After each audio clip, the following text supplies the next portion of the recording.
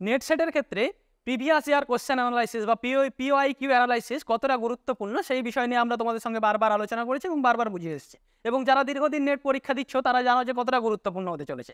কিন্তু এই যে পিওআইকিউ তুমি অ্যানালাইসিস করবে, এখন যদি তুমি 2019-এর পিওআইকিউ অ্যানালাইসিস করো, সেটা যতটা ইফেক্টিভ হবে, তুমি যদি লেটেস্ট বা একদম আপডেট যে পিওআইকিউ বা প্রিভিয়াস ইয়ারের যে পরীক্ষা হয়েছে তার কোশ্চেন যদি অ্যানালাইসিস করো, সেটা কিন্তু তোমাদের জন্য বেশি ইফেক্টিভ হবে। তো এর জন্য আমরা একটা সিরিজ আনতে চলেছি, যেখানে আমরা এই যে আগস্ট 2024-এর নেট পরীক্ষাটা হয়ে গেল এডুকেশন সাবজেক্টে, সেখানের প্রশ্নগুলোকে আমরা পাটে পাটে আলোচনা করব এবং ইন ডিটেলসে আলোচনা করব, কোথা থেকে প্রশ্ন এসছে, কিভাবে কোশ্চেনের অ্যান্সার সলভ করতে হয়, এইসব বিষয়গুলো আলোচনা করব। তাই ভিডিওটা কিন্তু তোমরা পুরোটাই দেখবে। এবং যেহেতু এখানে পিওআইকিউ অ্যানালাইসিস হচ্ছে প্রতিটা কোশ্চেন ধরে ধরে, এখান থেকে কিন্তু তোমাদের অনেক কনসেপ্ট ক্লিয়ার হয়ে যাবে। এটা কিন্তু এন্টারটেনমেন্টের ভিডিও নয়, এটা এডুকেশনাল ভিডিও। এবং তুমি যতটা সময় পড়ে সময় নষ্ট করতে, এই 15 থেকে 17-18 মিনিটের ভিডিওতে এর থেকে তুমি বেশি ইনপুট পাবে। তাই কোনো প্রশ্ন স্কিপ না করে সবটা কিন্তু ভালো করে দেখবে। তাহলে চলো প্রথমে শুরু করা যাক। প্রথমে যে 1 নম্বর কোশ্চেন, যেটা আইকিউ থেকে এসছে, অর্থাৎ ইউনিট 3 থেকে এসছে, লার্নার অ্যান্ড লার্নিংস থেকে। সেখানে প্রথম কোশ্চেনটা এসেছিল যে which of the following category of children in order of increasing IQ, অর্থাৎ আমাদের আইকিউ লেভেল সবার আলাদা আলাদা হয়। তো এই যে স্টেপটা, সেটা কিন্তু আমাদের আলোচনা, এই প্রশ্নটা এসেছিল। প্রথমে 1 নম্বর আছে স্লো লার্নার, 2 নম্বর অপশন আছে মডারেট মেন্টাল রিটার্ডেশন, 3 নম্বরে মাইল্ড রিটার্ডেশন, 4 নম্বরে প্রোফাউন্ড মেন্টাল রিটার্ডেশন, 5 নম্বরে সেভার মেন্টাল রিটার্ডেশন। তো আমরা জানি যে সবচেয়ে যাদের বুদ্ধি কম, আইকিউ কম, তাদেরকে আমরা বেসিক্যালি প্রোফাউন্ড মেন্টাল রিটার্ডেশন বলি, যাদের আইকিউ লেভেল প্রায় 20 বা তার কম হয়। ঠিক আছে, তো এক্ষেত্রে আমাদের কিন্তু ডিটা প্রথমে হবে এবং তার সঙ্গে সঙ্গে তারপরে যাদের আমরা বলি সেটা হচ্ছে সেভার মেন্টাল রিটার্ডেশন। এখানে একটা ছক দেওয়া আছে, সেখান থেকে তোমরা বুঝতে পারবে। দেখো, প্রথমত হচ্ছে কি প্রোফাউন্ড রিটার্ডেশন, যারা হচ্ছে আইকিউ হচ্ছে বিলো 20, এবং সেভার রিটার্ডেশন যাদের আইকিউ লেভেল কি 20 থেকে 35, এবং মডারেট 35 থেকে 50, এবং মাইন্ড রিটার্ডেশন 50 থেকে 75। তো এই চারটে যদি তুমি দেখো, তাহলে এখানে কিন্তু আমাদের 1 নম্বরে আসবে প্রোফাউন্ড মেন্টাল রিটার্ডেশন, এটা 1 নম্বর, এবং 2 নম্বরে আসবে সেভার মেন্টাল রিটার্ডেশন, এবং তারপরে 3 নম্বর আসবে মডারেট, 4 নম্বরে আসবে মাইল্ড, এবং সবচেয়ে স্লো লার্নার, এটা একদম শেষে আসবে। অর্থাৎ 1 নম্বর যে অপশন আছে এটাই কিন্তু সঠিক অ্যান্সার, অর্থাৎ 1 কিন্তু এক্ষেত্রে সঠিক অ্যান্সার। এবং এখানে আরেকটা অ্যাডিশনাল ইনফরমেশন, যে এই যে আইকিউ লেভেল অনুযায়ী যারা স্লো লার্নার আছে তাদের কিন্তু আমরা পড়াশোনা করাতে পারি, এবং যারা মাইল্ড রিটার্ডেশন আছে তারাও কিন্তু এডুকেবল মেন্টাল রিটার্ডেশন, এই জায়গা থেকে প্রশ্ন আছে, অর্থাৎ এদেরকে শিক্ষাদান দেওয়া সম্ভব বা শিক্ষা দেওয়া সম্ভব। মডারেট রিটার্ডেশনের ক্ষেত্রে ট্রেনিং দেওয়া হয়, এদের শিক্ষা দেওয়া সম্ভব নয়, এদের আইকিউটা এত কম থাকে যে এদের প্রথাগত শিক্ষাগুলো কোনো রকমভাবে এরা আয়ত্ত করতে পারে না। তো এদের ক্ষেত্রে ট্রেনিং দেওয়া হয় যাতে ওদের মোটামুটিভাবে জীবিকা অর্জন করতে পারে, মোটামুটিভাবে ভালোভাবে বেঁচে থাকতে পারে, এই সবের বিষয়গুলো দেখা হয়। এবং যাদের আইকিউ লেভেল একদম 20 থেকে 35-এর মধ্যে বা 20-র কম, তাদেরকে কিন্তু আমাদের কাস্টেডিয়াল মেন্টাল রিটার্ডেশন বলে, মানে এদেরকে আমাদের কিন্তু নজরে রাখতে হয়। ঠিক আছে, এদের আইকিউ লেভেল এত কম যে ওরা কিন্তু কোনো রকম কাজ করতে পারে না। তো তাদের ক্ষেত্রে আমাদের কিন্তু মানে কাস্টেডিয়াল রাখতে হয়, মানে তাদের পর্যবেক্ষণ করে রাখতে হয়, অবজার্ভ করে রাখতে হয়। তো এটা কিন্তু পরের কোশ্চেন যদি তুমি দেখো, সেক্ষেত্রে কি পরের কোশ্চেনটা সেটা একটা গুরুত্বপূর্ণ কোশ্চেন, এবং এটা কিন্তু আমাদের আউট অফ সিলেবাস কোশ্চেন, যে পেইডিয়া প্রপোজাল বাই মর্টিমার আলদার ইনভলভ, অর্থাৎ পেইডিয়ার প্রপোজাল কি সেটা আমাদের জানতে হবে। এবং মর্টিমার আলদার হচ্ছে একজন আমেরিকান ইউএসএর একজন শিক্ষাবিদ, সে বেসিক্যালি তাদের শিক্ষা সম্পর্কে, এডুকেশন কীরকম হবে তার সম্পর্কে একটা প্রপোজাল দিয়েছিল, যেটাকে আমরা পেইডিয়া প্রপোজাল বলে জানি। যেখানে লিবারেল এডুকেশনের কথা বলা হয়েছে, যেখানে ডেমোক্রেটিক এডুকেশনের কথা বলা হয়েছে, এই সব বিষয়গুলো থেকে প্রশ্ন এসেছে। এখানে যদি তুমি অপশনগুলো দেখো, প্রথমে দেখো 1 নম্বর অপশন আছে providing all children's with the same quality of school, অর্থাৎ প্রত্যেক ছাত্রছাত্রীদের সম গুণমান সম্পন্ন শিক্ষা দিতে হবে। দ্বিতীয় বলছে কি a school curriculum that is primarily liberal and humanistic. আমি বললাম যে হিউম্যানিস্টিক এবং লিবারেল এডুকেশনের কনসেপ্টের ওপর বেস করেই কিন্তু এই শিক্ষা ব্যবস্থাটা এসছে, এবং having different objective for different student, প্রত্যেক স্টুডেন্টকে আলাদা আলাদাভাবে, মানে প্রত্যেক স্টুডেন্টের জন্য আলাদা আলাদা অবজেক্টিভস হবে শিক্ষার, এটা কিন্তু নয়, এটা ভুল। এবং curriculum consist the only one kind of learning, অর্থাৎ কারিকুলাম এমন হবে যেটা এক ধরনের শিক্ষা দেবে, এটাও কিন্তু ভুল। এবং remedial contingency interventions of individual difference, এটা কিন্তু ঠিক। অর্থাৎ এক্ষেত্রে যে অপশনটা আছে 4 নম্বর ABE, এটাই কিন্তু এক্ষেত্রে আমাদের সঠিক অ্যান্সার। তো এই বিষয়টা আরেকটু নেটে সার্চ করে দেখে নেবে, কারণ এটা কিন্তু আমাদের আউট অফ সিলেবাস কোশ্চেন। পরের কোশ্চেন দেখো, এখানে ইনস্ট্রাকশনাল ডিজাইন থেকে কোশ্চেন এসছে, যে ইনস্ট্রাকশনাল ডিজাইন করতে গেলে তুমি কোন কোন স্টেপ ফলো করবে।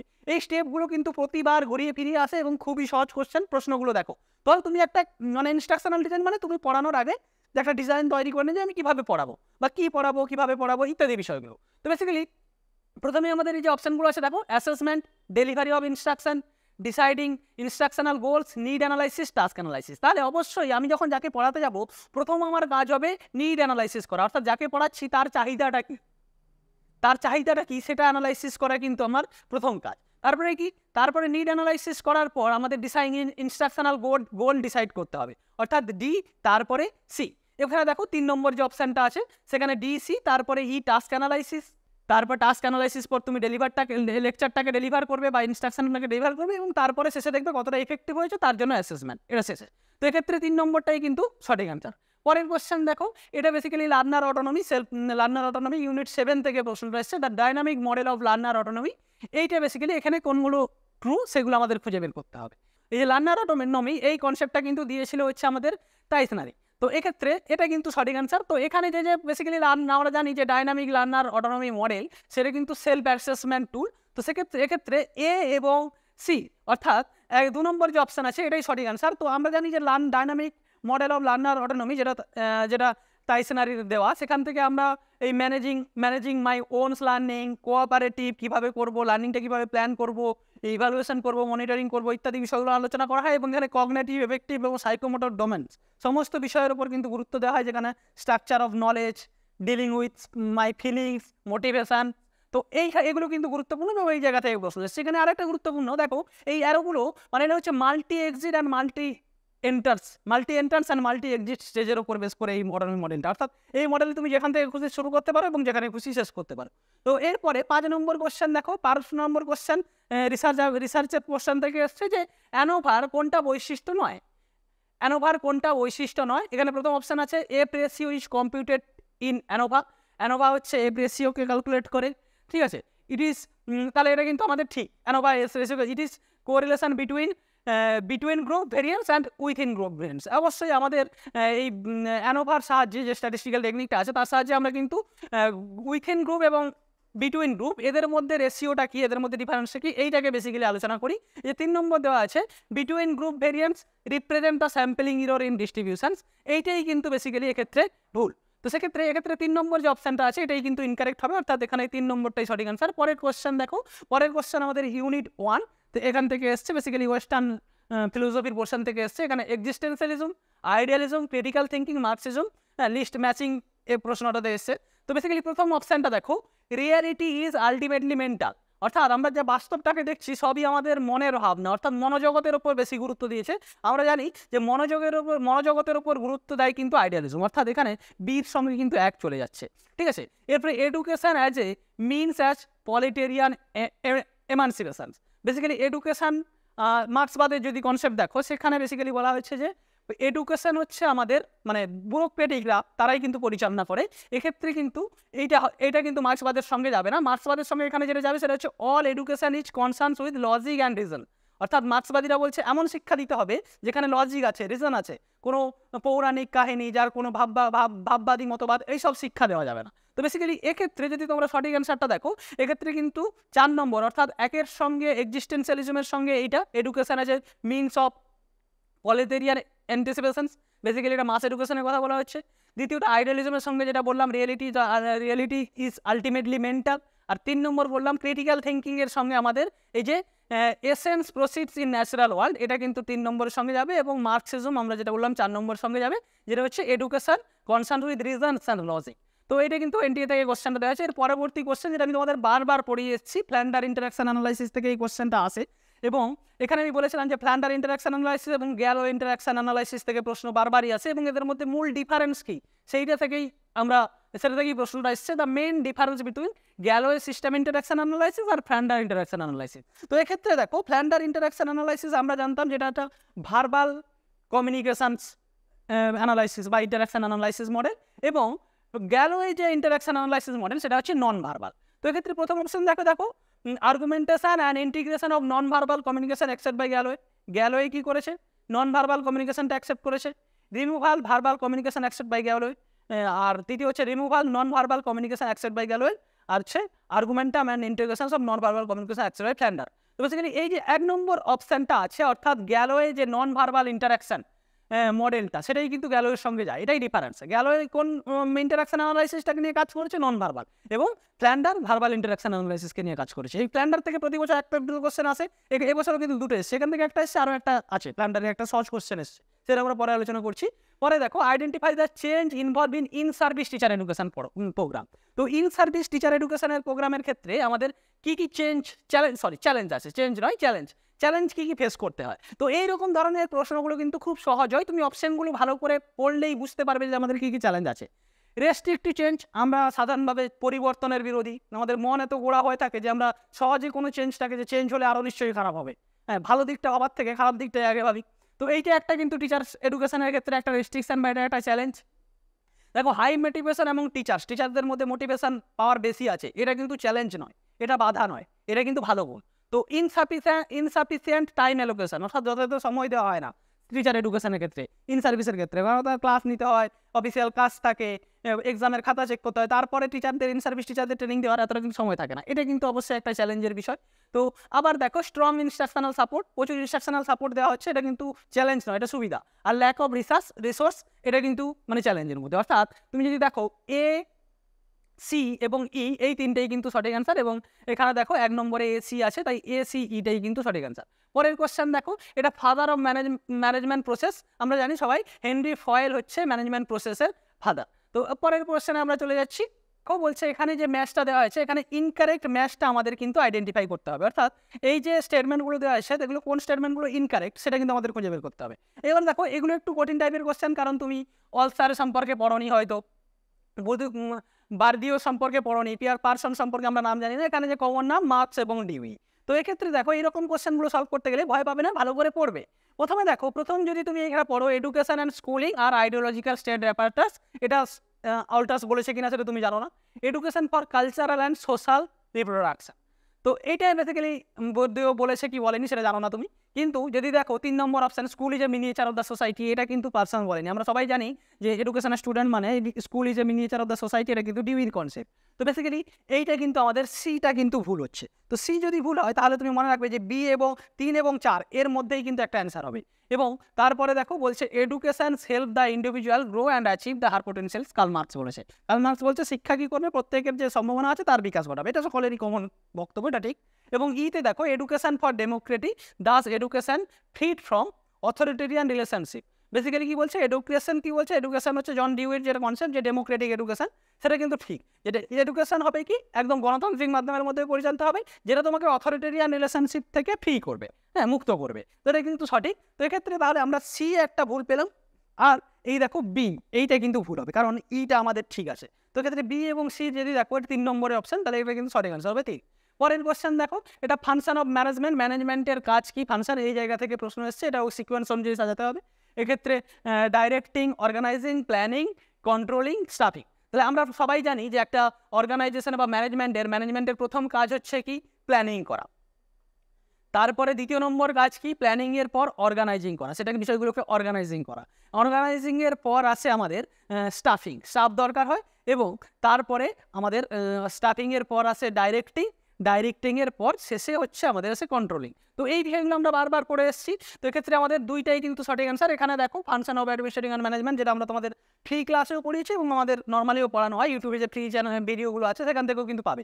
তো planning, organizing, staffing, directing, controlling, এই স্টেপটা কিন্তু বারবার ঘুরিয়ে ফিরিয়ে আসে। তো এক্ষেত্রে কিন্তু এটাই সঠিক অ্যান্সার। পরের কোশ্চেন দেখো, বলছে organize sequentially the component of an effective curriculum development process. অর্থাৎ একটা কারিকুলাম ডেভেলপমেন্ট করতে গেলে তোমার কী কী কম্পোনেন্টগুলো লাগবে সেটা সিকোয়েন্স অনুযায়ী সাজাতে হবে, ক্রম অনুসারে সাজাতে হবে। তো এখানে যদি তুমি অপশানগুলো পড়ো, প্রথমে অপশান দেওয়া দেখো ডিফাইন দ্য কোর্স গোল, কোর্সের লক্ষ্য কী সেটা খুঁজে বের করা।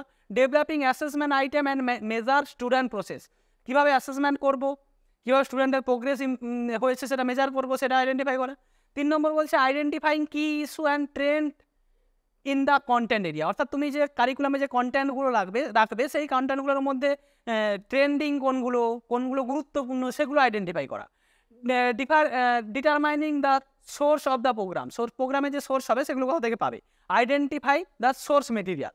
তো এইখানে যদি দেখো তাহলে বেসিক্যালি আমাদের প্রথমে যে বিষয়টা আসবে, সেক্ষেত্রে কিন্তু আমাদের প্রথমে এখানে খুঁজে বের করতে হবে যে আমাদের কি ইস্যুগুলো কি ইস্যু, আইডেন্টিফাই দ্য কি issue and Trends in the content area, কোনগুলো আমাদের সমস্যা, কোন এরিয়াগুলো আমাদের কাজ করতে হবে সেটা আইডেন্টিফাই করা, তার উপর বেস করে ডিফাইন কোর্স অবজেক্টিভস, এটাই কিন্তু ডিফাইন করা। অর্থাৎ এক্ষেত্রে দেখো 4 নম্বর CA EBD, এটাই কিন্তু সঠিক আনসার। অর্থাৎ প্রথমে আমরা কি করব, যে আমাদের কোন জায়গাগুলোকে কাজ করতে হবে, কোন এরিয়াগুলোকে আমার প্রয়োজন এখন সেটা আইডেন্টিফাই করে, তার উপর বেস করে কোর্সের গোলটাকে নির্ধারিত করা বা সংজ্ঞায়িত করা। এবং তারপরে আসে কোর্সের কি মেটেরিয়াল থাকবে, সেই মেটেরিয়ালগুলো আইডেন্টিফাই করা, মেটেরিয়ালগুলোকে কিভাবে আমরা করব, কিভাবে আমরা ডিটারমাইন করব, নির্ধারণ করব যে কোন জায়গা থেকে মেটেরিয়াল নেব। এবং তো এক্ষেত্রে তারপরে দেখো, তারপরে আসবে বি এবং তারপরে ডি। তো এক্ষেত্রে কিন্তু 4 নম্বরটাই সঠিক অ্যান্সার। পরের কোশ্চেন আছে, দেখো পরের কোশ্চেন আমাদের বেসিক্যালি ইউনিট 1 থেকে এসছে। বিসমিল্লাহ, প্রবজ্জা, উপসম্পদা, উপনয়ন এবং বল্লভী জগদ্দল ইনস্টিটিউশনগুলো থেকে প্রশ্ন এসছে। প্রথমে দেখো বলছে বিসমিল্লাহ ইজ এ রিচুয়াল, এখানে বেসিক্যালি কোনগুলো ট্রু কোনগুলো কারেক্ট সেগুলো আমাদের খুঁজে বের করতে হবে। Bismillah is a ritual was performed at age 4 year 4 month 4 day in Muslim education. অর্থাৎ বেসিক্যালি বিসমিল্লাহ হচ্ছে এমন একটা মানে প্রথা বা একটা এমন রিচুয়াল, সেটা হচ্ছে 4 বছর 4 মাস 4 দিন বয়সে ছেলে মেয়েদের শুরু হয়, এটা কিন্তু সঠিক। এবং প্রবজ্জা হচ্ছে একটা ritual perform at the age 8 year of Buddhist education. অর্থাৎ তুমি যদি বুদ্ধ ধর্মের যখন প্রবর্তন হয়েছিল বা বুদ্ধ শিক্ষা ব্যবস্থা যখন আমাদের ইন্ডিয়াতে চলেছিল, তখন তাদের শিক্ষার বয়সটা ছিল কিন্তু 8 বছর, এবং এই প্রবজ্জা অনুষ্ঠানের মধ্য দিয়েই শিক্ষাটা শুরু হতো, আমরা সকলে জানি। এবং উপসম্পদা এটা রিচুয়াল যেটা হচ্ছে post education for permanent membership of Sangha in Buddhist education. অর্থাৎ বৌদ্ধ এডুকেশনের ক্ষেত্রে যারা পার্মানেন্ট থাকবে, অর্থাৎ যারা বৌদ্ধ ধর্ম গ্রহণ করবে পার্মানেন্ট, তাদের কিন্তু এই উপসম্পদা অনুষ্ঠানের মধ্য দিয়ে তাদের কিন্তু বই করা হতো। তো এই তিনটেই কিন্তু আমরা ঠিক পেলাম। এরপর দেখো উপনয়ন হচ্ছে যে ritual beginning education at 8, 11, 12, 15 age of Brahmin, Kshatriya, বৈশ্য, শূদ্র। দেখো একদম উপনয়নের ক্ষেত্রে যদি দেখো, উপনয়ন হচ্ছে ব্রাহ্মণদের 8 বছর বয়সে, ক্ষত্রিয়দের 11 বছর বয়সে এবং বৈশ্যদের 12 বছর বয়সে, এভাবেই কিন্তু হয়। কিন্তু এখানে ভুল কি? ভুল হচ্ছে ব্রাহ্মণ্য শিক্ষা ব্যবস্থায় শূদ্রদের উপনয়নের কোনো ব্যবস্থা ছিল না, শূদ্রদের শিক্ষা ব্যবস্থা কিন্তু ছিল না। তো এই জন্য এটাই আমাদের কিন্তু ভুল। অনেকে মনে হবে যে এটা ঠিক আছে, এটা পড়লে মনে হবে যে ঠিক আছে, কিন্তু ভালো করে যদি পড়ে দেখো শেষের দিকেই কিন্তু ভুলটা আছে। তোমাদের অপশানগুলো ভালো করে পড়তে হবে। তো এরপর দেখো দেখো বল্লভী এবং জগদ্দল, এগুলো হচ্ছে এগুলো বেসিক্যালি বৌদ্ধিক এডুকেশন, বৌদ্ধিক পিরিয়ডের এডুকেশনাল শিক্ষাগত প্রতিষ্ঠান বা তখনকার ইউনিভার্সিটি। এটা যেহেতু এখানে বেদিক এডুকেশন সম্পর্কে লেখা আছে, তাহলে এই পোর্শনটা কিন্তু ভুল। অর্থাৎ ABC, অর্থাৎ 1 নম্বর যে অপশন আছে সেটাই কিন্তু সঠিক আনসার। পরের কোশ্চেন দেখো, পরের কোশ্চেন হলো type of curriculum change, factor effect in curriculum change, approach to curriculum change আর স্ট্র্যাটেজি ফর কারিকুলাম চেঞ্জ। তো বেসিক্যালি অ্যাপ্রোচটা সবসময় সিস্টেমেটিক হয়, সির সঙ্গে কিন্তু আমাদের এক যাবে। এটা একটা ডিফিকাল্ট টাইপের কোশ্চেন ছিল। তো বেসিক্যালি এইগুলো একটু টাইপ অফ কারিকুলাম চেঞ্জের ক্ষেত্রে সঙ্গে এই কিন্তু পার্ট টু ভেরিয়েশনস এইটাই কিন্তু যায়, 1 এর সঙ্গে 2, বি এর সঙ্গে 4, মানে ফ্যাক্টর ইফেক্টিভ এবং কারিকুলাম চেঞ্জ, তার সঙ্গে হচ্ছে ফ্যাক্টর ইফেক্টিং এর সঙ্গে এই অ্যাসপিরেশনস অফ পিপল, এইটাই তুমি একমাত্র ম্যাচ করতে পারবে যে কারিকুলাম চেঞ্জের ক্ষেত্রে কোন ফ্যাক্টর ইফেক্ট পড়ে। মানুষের চাহিদা, মানুষের আকাঙ্ক্ষা চেঞ্জ হচ্ছে, অ্যাসপিরেশনস অফ পিপল চেঞ্জ হচ্ছে, তাই কিন্তু কারিকুলামটা চেঞ্জ হচ্ছে। তো এক্ষেত্রে এরকম করে যদি দেখো, বিটাই কিন্তু সঠিক অ্যান্সার হবে। পরবর্তী প্রশ্নটা দেখো, পরবর্তী প্রশ্নটা আসছে হচ্ছে এটাও কারিকুলাম চেঞ্জের ক্ষেত্রে আমাদের what lead to curriculum change, অর্থাৎ কারিকুলাম চেঞ্জের ক্ষেত্রে কারা গুরুত্বপূর্ণ অবদান গ্রহণ করে, কারা লিড করে। দেখো যখন আমাদের দেশের চাহিদা চেঞ্জ হয়, ন্যাশনাল প্রায়োরিটি যখন চেঞ্জ হয়, তখন কিন্তু আমাদের কারিকুলাম চেঞ্জ হয়। তো এই জন্য এখন কারিকুলাম চেঞ্জ হচ্ছে NEP 2020-এর উপর বেস করে। তাহলে ন্যাশনাল প্রায়োরিটি অবশ্যই একটা গুরুত্বপূর্ণ কারিকুলাম চেঞ্জের ক্ষেত্রে অবদান গ্রহণ করে। প্লেসমেন্ট ইন জব এটা কিন্তু করে না। সোশিও কালচারাল কনটেক্সট, আমাদের সমাজ আমাদের সংস্কৃতি যেভাবে চেঞ্জ হচ্ছে, সমাজ যেভাবে ডেভেলপড হচ্ছে, সেভাবেই কিন্তু আমাদের চাহিদা চেঞ্জ হচ্ছে, আমাদের প্রেক্ষাপট চেঞ্জ হচ্ছে, সেরকম বেস করে কিন্তু আমাদের কারিকুলামও চেঞ্জ হচ্ছে। অর্থাৎ 3 নম্বরটাও হবে অ্যাবিলিটি অফ ইফেক্টিভ টিচার। হ্যাঁ, টিচার ইফেক্টিভ কিনা, তার অ্যাবিলিটি আছে কিনা, এটার সঙ্গে কারিকুলামের কোনো সম্পর্ক নেই।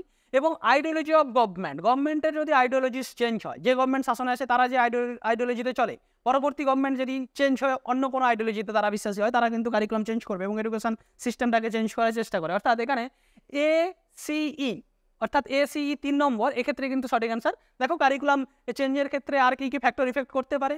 সোশিওটাল ফ্যাক্টর, মানে সোসাইটি চেঞ্জ হচ্ছে, মানুষের চাহিদা চেঞ্জ হচ্ছে, হ্যাঁ, চিন্তা ভাবনার চেঞ্জ হচ্ছে, তার জন্য টেকনিক্যাল অ্যাডভান্সমেন্ট, টেকনোলজির এত ডেভেলপমেন্ট হচ্ছে, মানে আমাদের সমাজ ব্যবস্থা টেকনোলজির জন্যই কিন্তু সোসাইটি চেঞ্জটাও হচ্ছে।